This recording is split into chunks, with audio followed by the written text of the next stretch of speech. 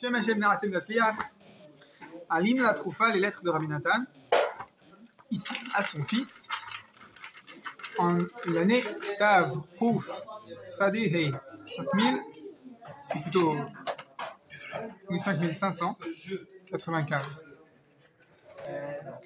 Donc il a écrit sa lettre, c'était Parashat Chayesara, et on a choisi cette lettre parce que on va parler de Emouna, et c'est un des thèmes principaux sur la Parashat Shalach Lecha.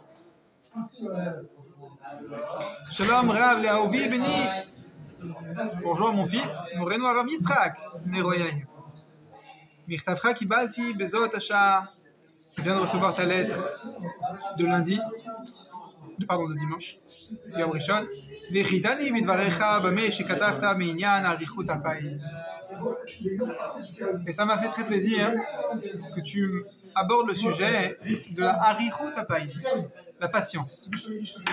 Alors c'est le premier lien avec Eretz Israël pour être mekacher notre lettre avec la paracha de la semaine, avec Shalach Lecha.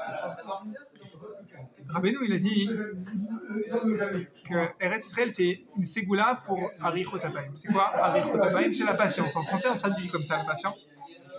Il y a un chassid Breslev qui avait un gros problème avec la colère. Donc le contraire de la patience. C'est comme ça, chez Breslev, je pense que c'est comme ça dans le reste de la Torah. On met en opposition la colère avec Arichut Hapa'im. Quelqu'un qui est lent à la colère. Littéralement, c'est comme ça, ça veut dire Hapa'im, ça veut dire Af. Au pluriel, la colère. La lenteur à la colère. Donc, quelqu'un qui est colérique, c'est qu'il est rapide à la colère. Donc, un chassid Breslev qui était notoirement colérique, et il savait que c'était son problème. Voilà, c'est mon problème et je me débrouille avec autant que je peux. Certainement, il lisait des livres sur la maîtrise de la colère, il demandait des brachot sur ça, et il priait sur ça.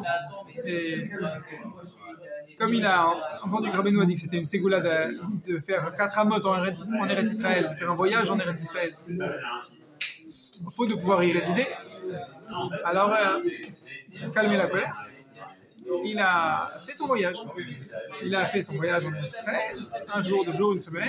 Il est revenu en Europe, là où il habitait, et ses amis lui disent: mais t'es toujours aussi colérique, hein? Ah mais non. Non, ses amis lui ont dit: tu es toujours aussi colérique.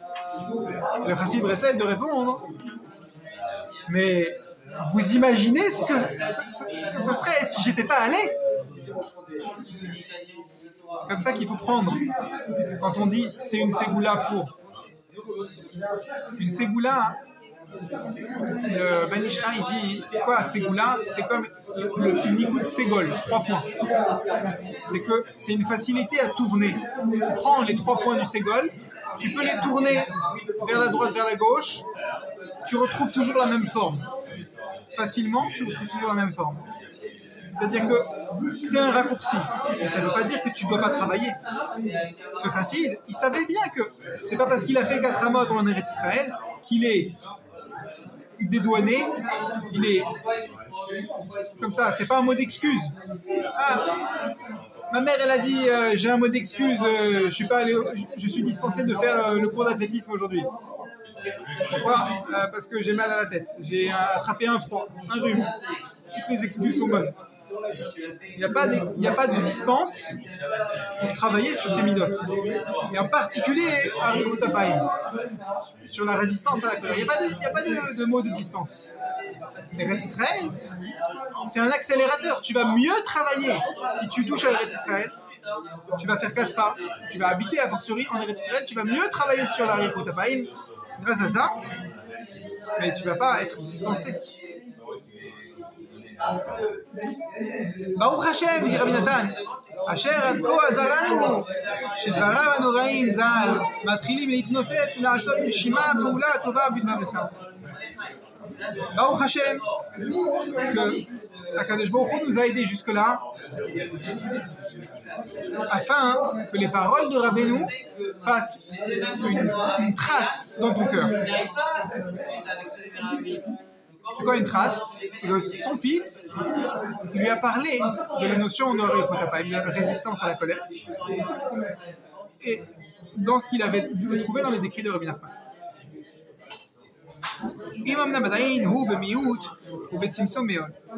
Et même si l'impact des enseignements de Rabbi Nachman, il semble tout petit, comme l'histoire de ce Rassi de Breslev, où son ami lui dit « j'ai même pas vu l'impact que ça a eu sur toi ». Im kol ze, igdalti hasimcha al tzmichat keren Yeshua agdola hazot. Même si l'impact semble minuscule, tu m'as réjoui en me montrant que tu t'es investi dans ici cette mida de Harikut Apayim.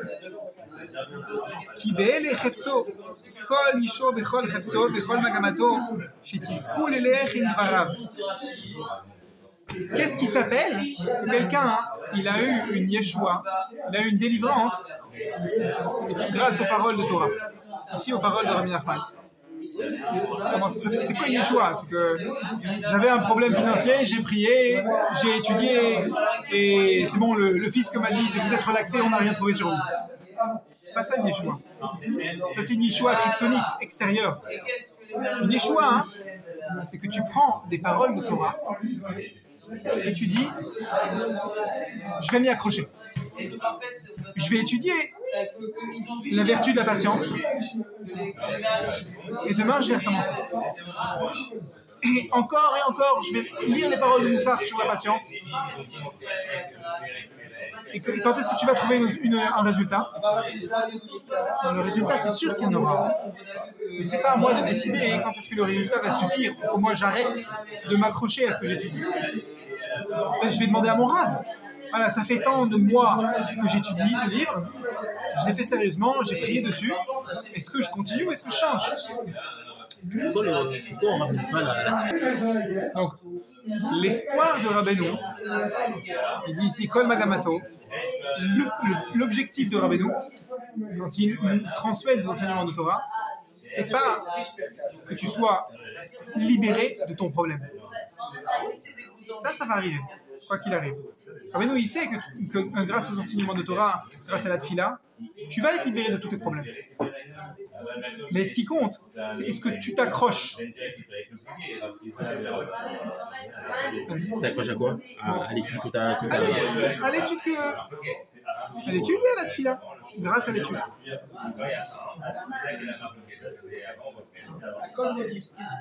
L'objectif de Rabbeinu dans ses enseignements, c'est que tu arrives à l'ehavin davar mitor davar. Que tu arrives à comprendre, à déduire une chose à partir d'une autre. Tu as étudié l'importance de se retenir, de se mettre en colère. Tu as étudié qu'est-ce qui peut provoquer ta colère. On veut que de là, tu prennes une leçon personnelle. Tu comprennes comment dans ta vie ça fonctionne. Tu comprennes comment tu vas prendre des décisions, appliquer des changements dans ta vie. Afin que chaque jour, tu comprennes comment est-ce qu'il faut conduire ta vie à partir des conseils que tu as étudiés. Bayom uvalayla, b'shachro uvkumo uvlechto baderech, bimei neura bimei bacharto bimiziknato, mitrilato ve'ad sofo. À tout moment de ta vie, à toutes les époques de ta vie, à tous les âges de ta vie, il faut que tu trouves des conseils pratiques à partir de ton étude. Des conseils pratiques pour avancer dans l'objectif que tu t'es fixé. Ici, on a dit Harikut Apayim. Hen beno leben atzmo, hen be'anhagato im beto ve'ishto uvanav. Que ce soit dans ta vie intime, comment tu vas résister à la colère, que ce soit dans ton comportement avec ton prochain, dans ta famille, dans tes enfants, dans les gens de ta communauté, dans tes collègues, dans les gens qui t'aiment et dans les gens qui te détestent. Avec tous, il faut que tu trouves un moyen d'accomplir cette avoda. On fait une aparté. C'est quoi le lien clé en main entre Erech Hapaim, Arichut Hapaim, la résistance à la colère, et Eretz Israël? On a dit que c'était un lien avec Parashat Shelach Lecha, avec les Meraglim qui ont exploré la terre d'Israël. La terre d'Israël, elle est, comme Hachem dit, Eretz Shetamid, She'en Hashem, comment est-ce qu'il dit le pasuk? She'en Hashem, Aleha Mitrilat Hashana, Ve'ad Sof Hashana. Il y a une notion de regard d'Hachem. Dans l'écouté Moharan, Rabbeinu, il développe beaucoup de cette notion. Il dit qu'il y a le regard d'Hachem, il y a le regard de l'homme vers Hachem. Et ça fait comme un rayon aller et un rayon retour. Comme un laser qui va rebondir sur un miroir et retourner d'où il a commencé. Il y a un aller-retour constant. Et ça s'appelle, en clair, Hashgacha Pratit. C'est quoi Hashgacha Pratit? La providence divine. Le fait que Kadosh Baruch Hu gère ce monde. En Eretz Israël, il y a une providence divine de qualité supérieure. Une providence divine plus forte. Et comme c'est plus fort, c'est comme une lumière qui est plus forte. Si tu n'as pas les lunettes de soleil qui vont avec, si tu as la peau blanche comme du papier comme moi, tu brûles. Alors, j'espère que les gens qui ont la peau blanche, ils supportent pas moins Eretz Israël que les autres. C'est pas ça que je veux dire. Visiblement, la population, c'est pas ça le critère déterminant. Mais plus quelqu'un il est capable de supporter cette lumière d'Hachem plus puissante, alors plus il est fait pour vivre en Eretz Israël. Et à contrario, s'il ne l'a pas, il n'est pas prêt à supporter cette lumière d'Hachem, ce dévoilement de l'intervention d'Hachem dans sa vie en Eretz Israël, alors il a intérêt à être prêt. Il a intérêt à se muscler, d'être capable de recevoir cette lumière d'Hachem. En Eretz Israël, il y a une intervention d'Hachem qui est plus dévoilée. Ça gêne, ça peut être choquant, ça peut être perturbant dans la vie de quelqu'un que Hachem soit entre guillemets interventionniste. Alors qu'en Routz Haaretz, par exemple les élèves de Rav Arush, ils disent Meforash, si quelqu'un il a vécu en Eretz Israël et il a été habitué à ce que Hachem lui fasse des redressages de bretelles au jour le jour, le bonhomme il a fait une bêtise dans la journée, il voit que Hachem lui redresse les bretelles, le pousse à faire tchouva le jour même. S'il fait un séjour en Routz Haaretz, il ne faut pas qu'il s'étonne qu'il remarque un certain délai dans les remontages de bretelles.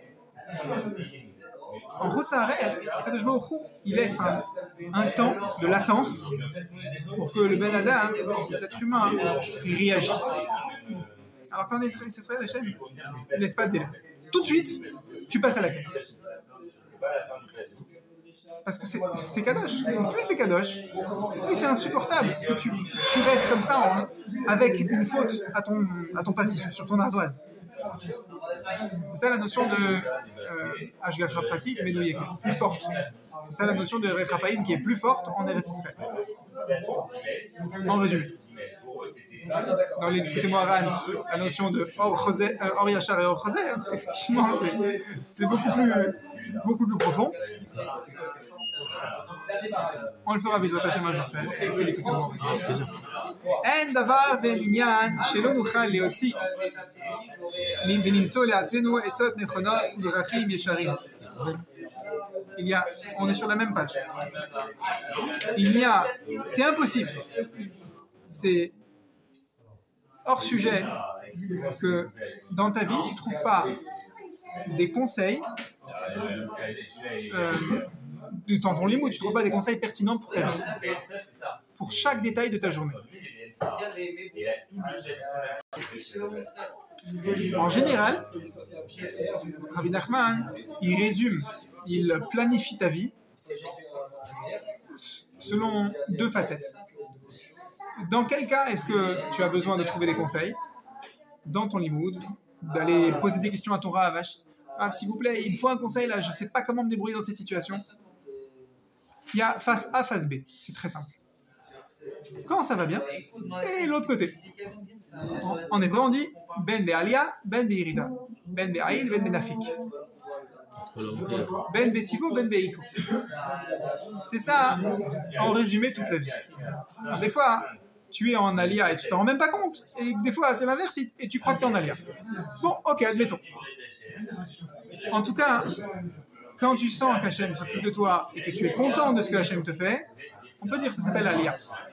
Quand tu as l'impression que Hachem te lâche, ou quand tu sens que Hachem s'occupe de toi et tu as l'impression que c'est un remontage de bretelles, ce matin je devais prendre un train, et ben au Hachem j'ai raté le train. Et j'ai compris a posteriori, dans les 15 minutes qui précédaient mon départ vers le train, comment Hachem m'a mis dans un entonnoir. C'était un remontage de bretelles, c'était une intervention d'Hachem. C'était pas agréable sur le moment. Ça s'appelle une irrida. Ça s'appelle une irrida parce que moi, je voulais pas passer par là. Tu comprends? La irrida, c'est toi, des fois, qui est responsable du fait que ce soit une irrida. Alors qu'en fait, ça pourrait être un moment de l'alia. Un moment de rapprochement avec Hachem. Tu n'es pas un pantin dans la main d'Hachem. Hachem te donne et je te responsabilise. Tu peux pas, c'est trop facile de dire bon bah je suis en train de traverser un moment de descente spirituelle, je vais serrer les dents et advienne que pourra. Non, trop facile à dire ça.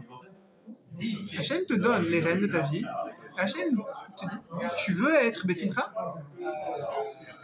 c'est à toi de choisir. Tu veux râler, c'est à toi de choisir. Je vais pas te forcer la main. Une fois que tu as choisi, tu veux râler, il n'est jamais trop tard. Regarde dans ton limoud, regarde dans tes tfilotes, demande à ton rab comment je fais pour me débrouiller dans cette situation.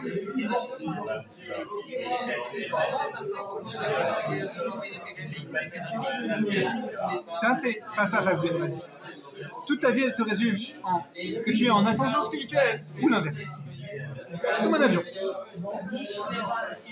Quelle que soit la direction où il va, quel que soit qu'il a du kérosène ou il n'en a plus, il est en alia ou en yerida. Peut-être qu'il n'a plus de kérosène, mais peut-être qu'il est en train de planer quand même. Dans yerida, il faut avoir quoi comme démarche? Il faut chercher dans ton limoud, il faut chercher auprès de ton rav, dans ta tfila, comment te débrouiller maintenant. Il n'y a pas une etza klalit, il n'y a pas un conseil valable partout. Un peu comme dans un avion. Quand tu es en Yerida, quand tu es en train de descendre, quand tu es dans un bateau et qu'il n'y a pas de vent, qu'est-ce que tu fais? Tu souffles sur un vol. Ouais, tu souffles sur un vol. Il y a un... Je sais comment on dit quand je faisais l'optimiste et quand j'avais 10 ans. Quand tu as du vent, tu tends la voile pour avoir une meilleure portance. Voilà. Et quand il n'y a pas de vent, tu es en Yerida, tu lâches ta voile. Ouais. Pour avoir essayé d'attraper n'importe quel coup de vent qui passe. Alors c'est un peu ça. Si tu veux un conseil clair. Quand tu es en Yerida, alors on te dit, regarde, peut-être sois un peu moins Macpid. Lâche un peu sur tes principes et concentre-toi sur l'essentiel. Ah mais je voulais absolument prier Béminian honnête. Oui d'accord, mais si tu fais ça, tu vas perdre sur le Shalom Bayit. Tu vas perdre sur le fait d'amener ton enfant à l'école à l'heure. Tu vas perdre sur le fait de... ce matin, moi je voulais absolument faire moti. Tout. Je voulais faire moti. Et j'ai fait moti, j'ai raté mon train. J'aurais pu faire moti dans le train. Et ouais, mais je voulais pas faire moti à 10h du matin, je voulais faire moti plus tôt. Ok. Ça va regarder, effectivement. Tu vois, j'ai pas su lâcher, j'ai pas flairé que j'étais en Yerida.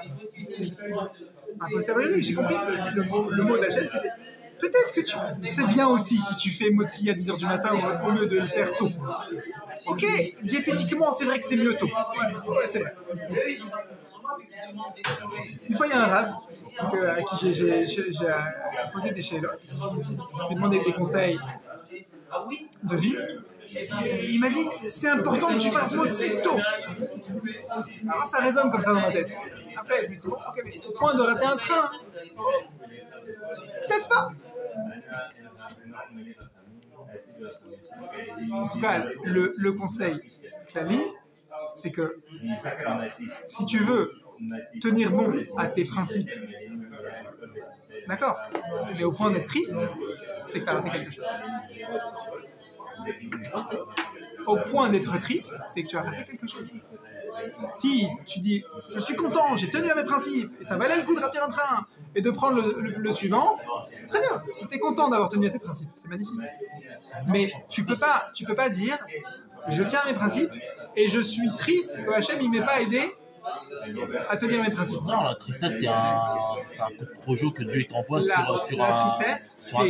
une écoute à réparer. C'est quand tu refuses de suivre le rythme de est-ce que tu dois tendre ta voile ou lâcher ta voile. Ça, mais c'est tu dois conduire ton bateau. Tu dois savoir qu'il y a des aliotes, il y a des iridotes. C'est pas toi qui commande le rythme de ta vie. C'est toi qui commandes ta réaction à ta vie. Regarde, on va finir la lettre et je pense que ça va se dénouer.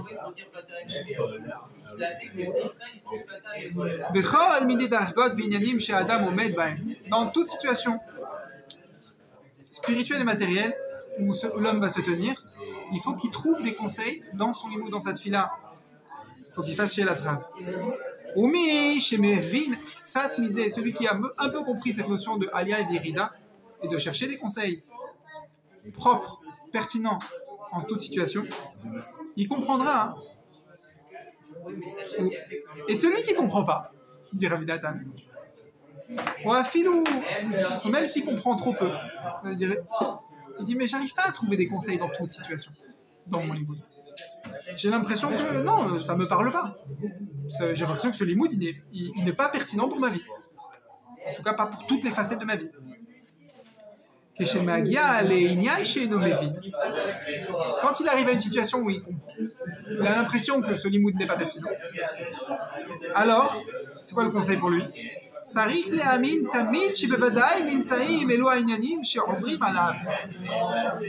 Il a besoin de croire que certainement, bevadaï, il se trouve dans les sujets qu'il est en train de traverser. J'ai raté mon train ce matin, j'ai pris le suivant, j'ai payé 40 € supplémentaires, j'ai dû bousculer un peu ma journée. Dans ces sujets-là qui lui arrivent, qui lui tombent dessus, et tout ce qui va entendre les conversations des gens. J'étais dans le train, il y a des gens qui parlaient fort à côté de moi, ça me concerne. Il y a un bonhomme qui m'a arrêté, qui m'a dit « Oh, ça fait longtemps que je ne vous ai pas vu, c'est étonnant qu'on se croise comme ça dans un train !»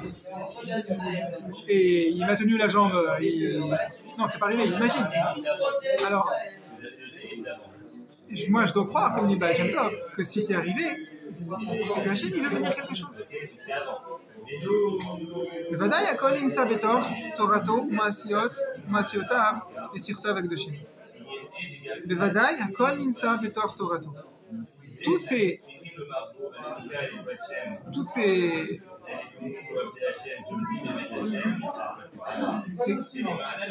clins d'œil du destin, comme on peut l'appeler, ça se trouvait déjà dans ta Torah. Ça se trouvait déjà dans ton limoud. Tu n'as pas su le voir. Hachem, il t'a fait du forcing. Hachem est intervenu pour souligner ce que tu n'as pas vu dans ton limoud. Tu crois que ton limoud, il n'est pas pertinent pour ta vie. Tu ne peux pas trouver dans ce que tu es en train d'étudier des conseils pour aujourd'hui et demain. Alors Hachem va t'aider. Hachem va t'envoyer sur un plateau. Et tu te dis, mais j'ai pas vu. C'est parce que tu n'as pas voulu voir.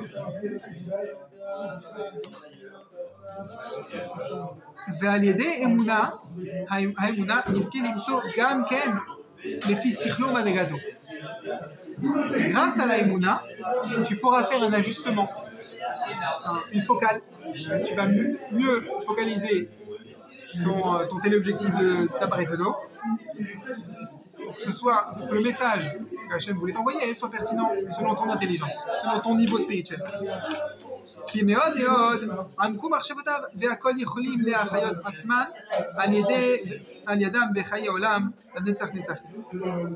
Parce que les pensées d'Hachem sont tellement profondes que tu peux trouver chaussure à ton pied dans tout ce que Hachem t'envoie. Heureux sommes-nous qui avons mérité cette notion de trouver des conseils Et même quand on pense qu'on ne trouve pas de conseils, parce qu'on n'arrive pas à approfondir notre limoud, à rendre le limoud pertinent pour notre vie, on arrive à ouvrir les yeux et à avoir confiance que Kadosh Baruch Hu, il intervient dans notre vie. Pour compléter, là où je ne suis pas capable de trouver dans mon limoud, Hachem, il va compléter dans ma Hashgacha. Imagine les Meraglim, imagine les 12 explorateurs. C'est sûr que Kadosh Baruch Hu, c'est les envoyés de tout l'homme Israël. C'est des personnes qui sont dans un moment grave. Il y a des gens qui comptent sur eux. C'est sûr que c'est des gens qui étudient, qui ont étudié auprès de Moshe Rabbeinu. Et on fait Chazar avec Yehoshua. C'est sûr que c'est des gens qui ont un bagage de limoud. Et visiblement, avec le sort qui leur est arrivé à ces 10 explorateurs, ces 10 enquêteurs, tu veux dire? Non, les raguets, c'est leur enquêter. Par opposition aux deux, à Kalev Ben Yefune et Yoshua bin Nun, qui ont, eux, ils ont su lire le message positif. Ils ont dû peiner. Qu'est-ce que Hachem il veut nous dire? Le problème, c'est qu'ils n'ont pas assez peiné. Ils ne se sont pas donné assez de mal pour chercher où est-ce que Kadosh Baruch Hu voulait les amener, voulait leur faire comprendre. Dans leur limoud, ils n'ont pas trouvé. Dans la Hashgacha qu'Hachem leur envoyait, vous ne vous rendez pas compte que j'ai orchestré des enterrements pour que les habitants de Eretz Canaan ne fassent pas attention à vous, qu'ils aient la tête lourde,